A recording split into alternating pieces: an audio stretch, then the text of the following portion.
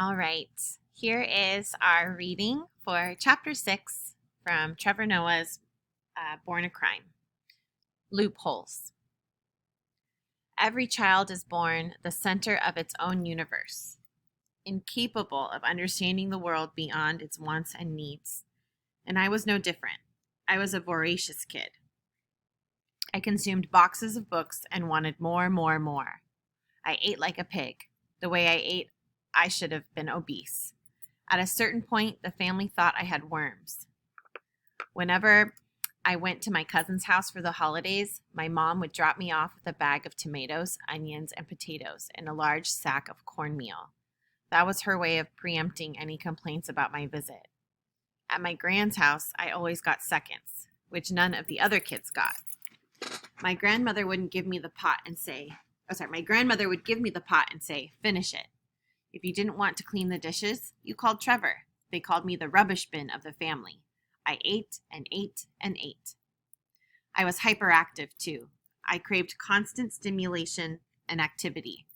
When I walked down the sidewalk as a toddler, if you didn't have any arm in a death grip, I was off, running full speed toward the traffic. I loved to be chased. I thought it was a game. The old grannies my mom hired to look after me while she was at work, I would leave them in tears. My mom would come home and they'd be crying, "I quit. I can't do this.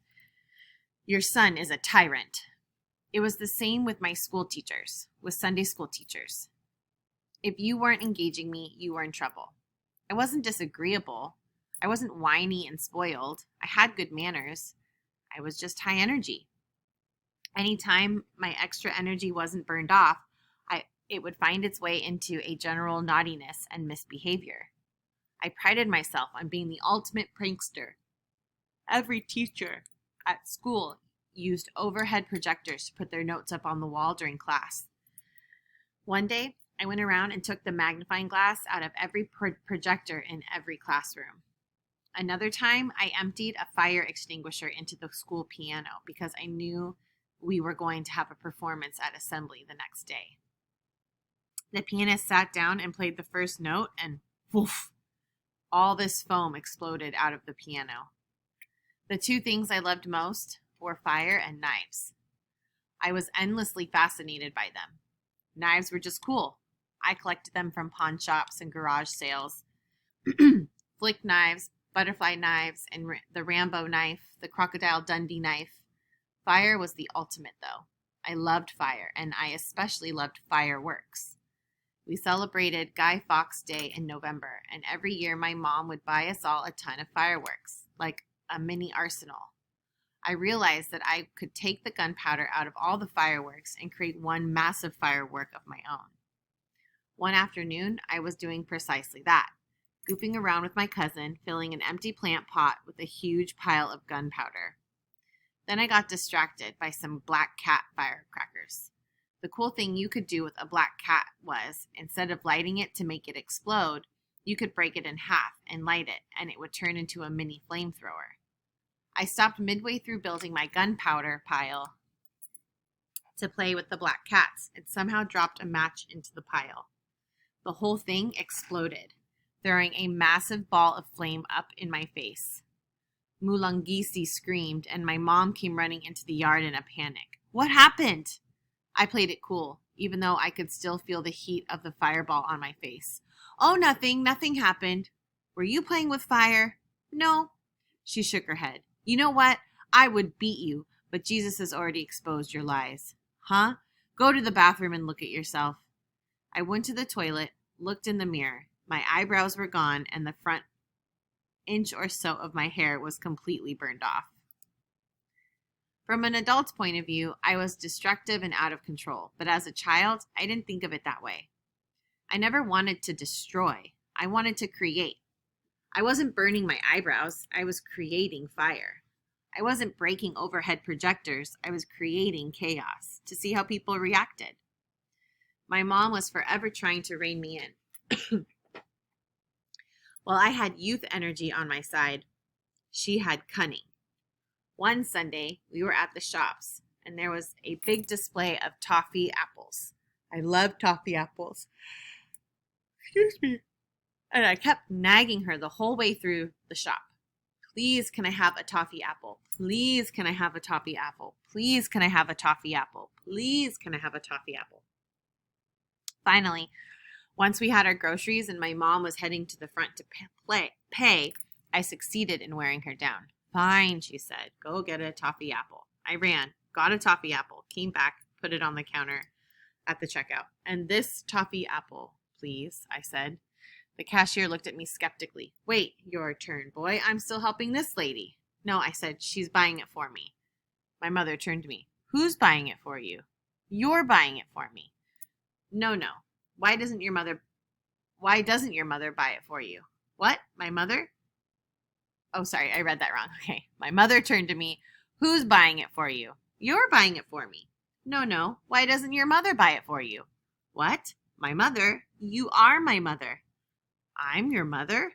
No, I'm not your mother. Where's your mother? I was so confused. You're my mother. The cashier looked at my mom, looked back at me, looked at her again. My mom shrugged like, I have no idea what that kid's talking about. Then she looked at me like she'd never seen me before in her life. Are you lost, little boy? Where's your mother? Yeah, the cashier said. Where's your mother? I pointed at my mother. She's my mother. What? She can't be your mother, boy. She's black. Can't you see? My mom shook her head. Poor little colored boy lost his mother. What a shame. I panicked. Was I crazy? Was she not my mother? I started bawling. You're my mother. You're my mother. She's my mother. She's my mother. My mom shrugged again. So sad. I hope he finds his mother. The cashier nodded. She paid him, took our groceries, and walked out of the shop. I dropped the toffee apple, ran out behind her in tears, and caught up to her at the car. She turned around, laughing hysterically like she'd really got me good. Why are you crying? She asked. Because you said you weren't my mother. Why did you say you weren't my mother? Because you wouldn't stop about the toffee apple. Now get in the car, let's go. By the time I was 7 or 8, I was too smart to be tricked, so she changed tactics. Our life turned into a courtroom drama with 2 lawyers constantly debating over loopholes and technicalities. My mom was smart and had a sharp tongue, but I was quicker in an argument. She'd get flustered because she couldn't keep up, so she started writing me letters. That way she could make her points, and there would be no back and forth verbal sparring. If I had chores to do, I'd come home to find an envelope slipped under the door. Dear Trevor, Children, obey your parents in everything, for this pleases the Lord. Colossians 3:20. There are certain things I expect from you as my child and as a young man. You need to clean your room. You need to keep the house clean. You need to look after your school uniform. Please, my child, I ask you, respect my rules so that I may also respect you. I ask you now, please go and do the dishes and do the weeds in the garden. Yours sincerely, Mom. I would do my chores, and if I had anything to say, I would write back. Because my mom was a secretary and I spent hours at her office every day after school, I learned a great deal about business correspondence. I was extremely proud of my letter writing abilities. To whom it may concern. Dear Mom, I have received your correspondence earlier. I am delighted to say that I am ahead of schedule on the dishes, and I will continue to wash them in an hour or so. Please note that the garden is wet, so I cannot do the weeds at this time. But please be assured this task will be completed by the end of the weekend. Also, I completely agree with what you are saying with regard to my respect levels, and I will maintain my room to a satisfactory standard. Yours sincerely, Trevor. Those were the polite letters. If we were having a real full-on argument, or if I'd gotten in trouble at school, I'd find more accusatory missives waiting for me when I got home. Dear Trevor, foolishness is bound up in the heart of a child. The rod of discipline will remove it far from him. Proverbs 22:15. Your school marks this term have been very disappointing, and your behavior in class continues to be disruptive and disrespectful. It is clear from your actions that you do not respect me. You do not respect your teachers. Learn to respect the women in your life. The way you treat me and the way you treat your teachers will be the way you treat other women in the world. Learn to buck that trend now, and you will be a better man because of it. Because of your behavior, I'm grounding you for 1 week. There will be no television and no video games. Yours sincerely, Mom. I, of course, would find this punishment completely unfair. I'd take the letter and confront her. Can I speak to you about this? No, if you want to reply, you have to write a letter. I'd go to my room, get out my pen and paper, and sit at my little desk and go after her arguments one by one. To whom it may concern. Dear Mom, first of all, this has been a particularly tough time in school, and for you to say that my marks are bad is extremely unfair, especially considering the fact that you yourself were not very good in school, and I am, after all, a product of yours. And so, in part, you are to blame, because if you were not good in school, why would I be good in school? Because genetically, we are the same.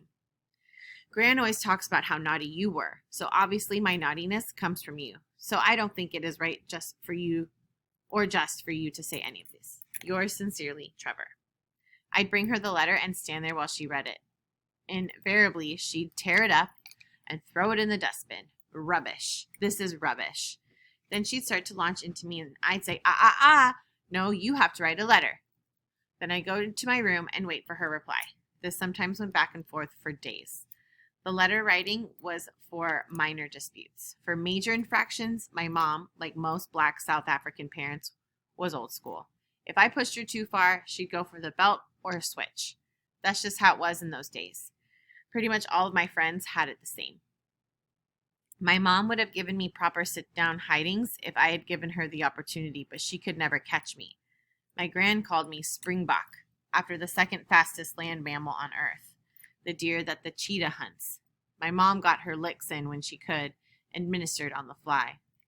One thing I respected about my mom was that she never left me in any doubt as to why I was receiving the hiding. It wasn't rage or anger. It was discipline from a place of love.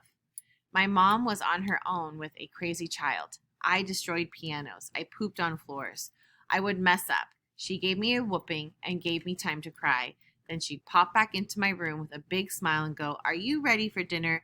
We need to hurry and eat if we want to watch Rescue 911. Are you coming?" "What? You just beat me." "Yes, because you did something wrong. It doesn't mean I don't love you anymore." "What?" "Look, did you or did you not do something wrong?" "I did." "And then?" "I hit you. And now that's over. So why sit there and cry? It's time for Rescue 911. William Shatner is waiting. Are you coming or not?" When it came to discipline, Catholic school was no joke. Whenever I got into trouble with the nuns at Maryville, they'd rap me on the knuckles with the edge of a metal ruler.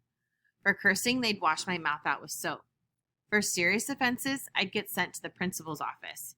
Only the principal could give you an official hiding. You'd have to bend over and he'd hit your bottom with this flat rubber thing like the sole of a shoe. Whenever the principal hit me, it felt like he was afraid to do it too hard. One day I was getting a hiding and I thought, man, if only my mom hit me like this. And I started laughing. I couldn't help it. The principal was quite disturbed. "If you're laughing while you're getting beaten," he said, "then something is definitely wrong with you." That was the first of 3 times the school made my mom take me to a psychologist to be evaluated. Every psychologist who examined me came back and said, "There's nothing wrong with this kid." I was just creative and independent and full of energy. The therapist did give me a series of tests, and they came to the conclusion that I was either going to make an excellent criminal or be very good at catching criminals, because I could always find loopholes in the law.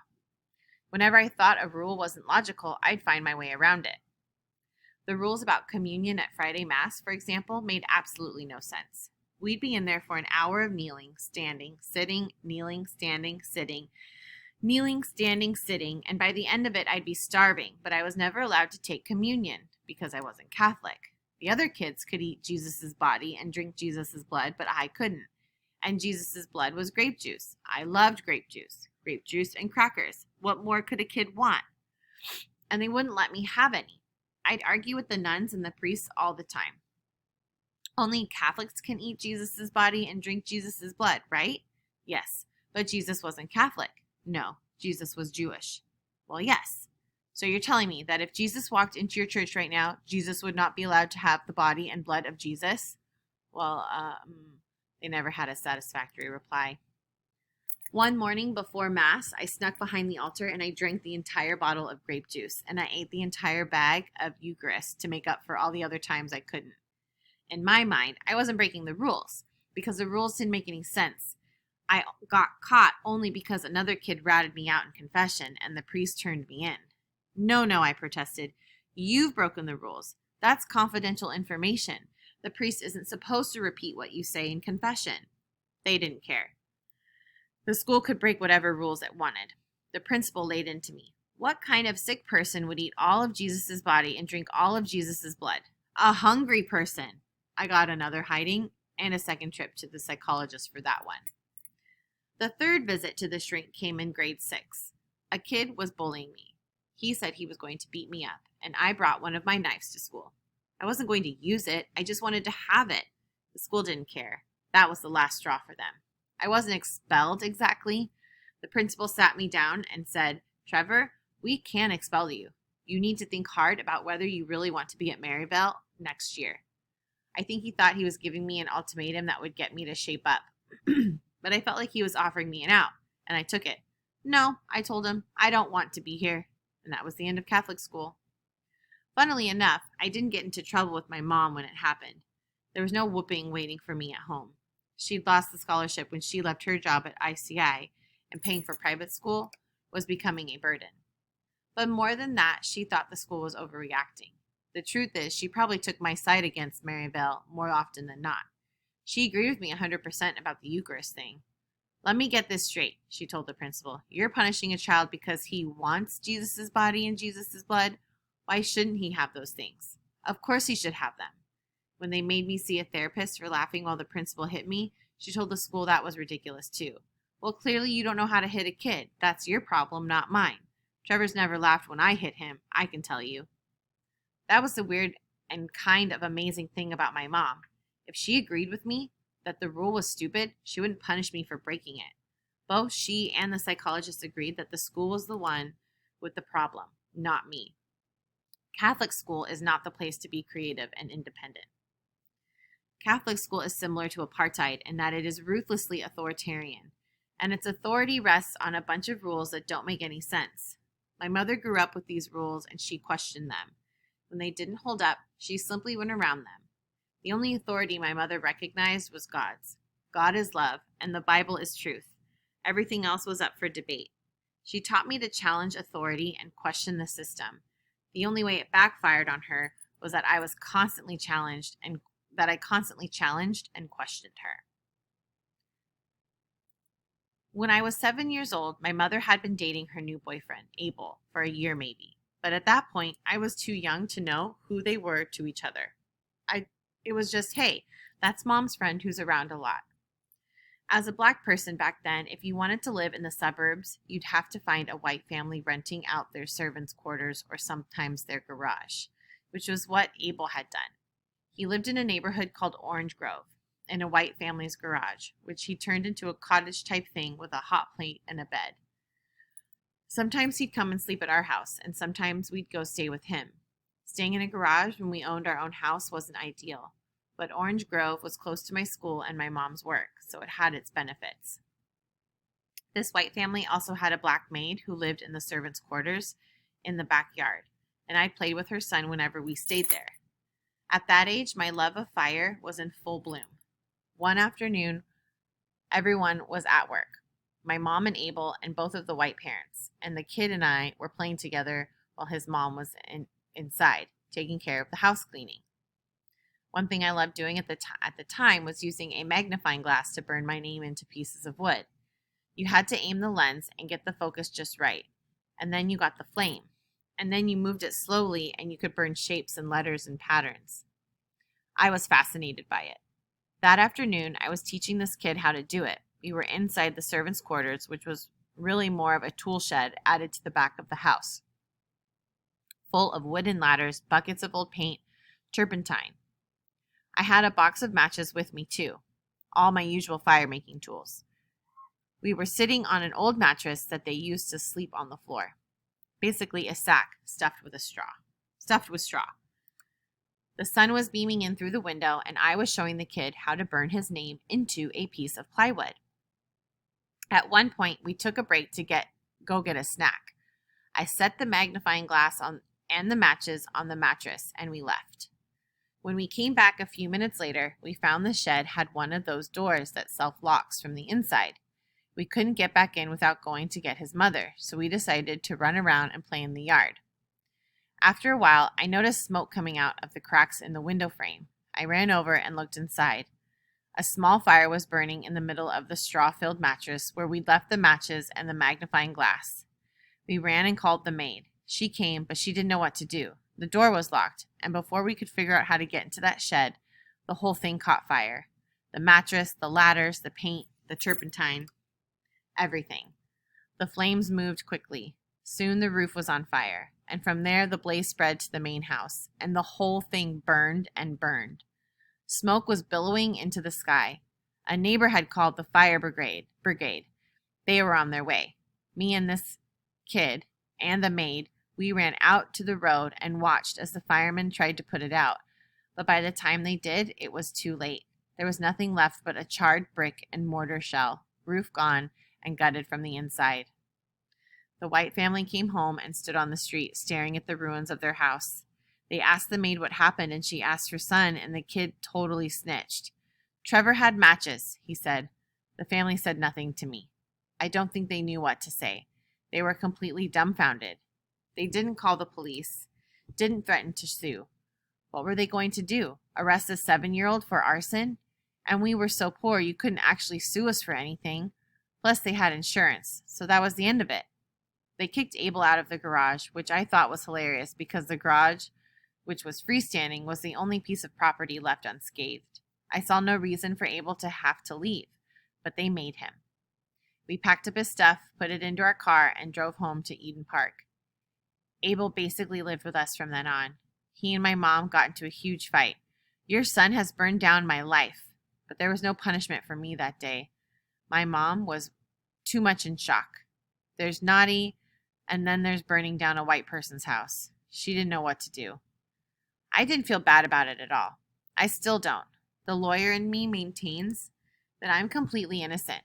There were matches, and there was a magnifying glass, and there was a mattress, and then, clearly, a series of unfortunate events. Things catch fire sometimes. That's why there's a fire brigade. But everyone in my family will tell you Trevor burned down a house. If people thought I was naughty before, after the fire, I was notorious. One of my uncles stopped calling me Trevor. He called me Terror instead. My cousin, Mulangisi, to this day cannot comprehend how I survived being as naughty as I was for as long as I did. How I withstood the number of hidings that I got. Why did I keep misbehaving? How did I never learn my lesson? Both of my cousins were super good kids. Mulangisi got maybe one hiding in his life. After that, he said he never wanted to experience anything like that ever again. And from that day, he always followed the rules. But I was blessed with another trait I inherited from my mother. Her ability to forget the pain in life. I remember the thing that caused the trauma, but I don't hold on to the trauma. I never let the memory of something painful prevent me from trying something new. If you think too much about the whooping your mom gave you, or the whooping that life gave you, you'll stop pushing the boundaries. It's better to take it, spend some time crying, then wake up the next day and move on. You'll have a few bruises and they'll remind you of what happened, and that's okay. After a while, the bruises fade, and they fade for a reason, because now it's time to break all the rules over again. And then here's our little bit at the end of the chapter. I grew up in a Black family in a Black neighborhood in a Black country. I've traveled to other Black cities in Black countries all over the Black continent. And in all of that time, I have yet to find a place where Black people like cats. One of the biggest reasons for that, as we all know in South Africa, is that only witches have cats, and all cats are witches. There was a famous incident during an Orlando Pirates soccer match a few years ago. A cat got into the stadium and ran through the crowd and out onto the pitch in the middle of the game. A security guard, seeing the cat, did what any sensible Black person would do.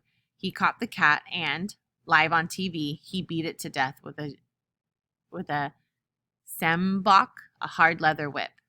It was front page news all over the country. While people went ballistic, the security guard was arrested and put on trial and found guilty of animal abuse.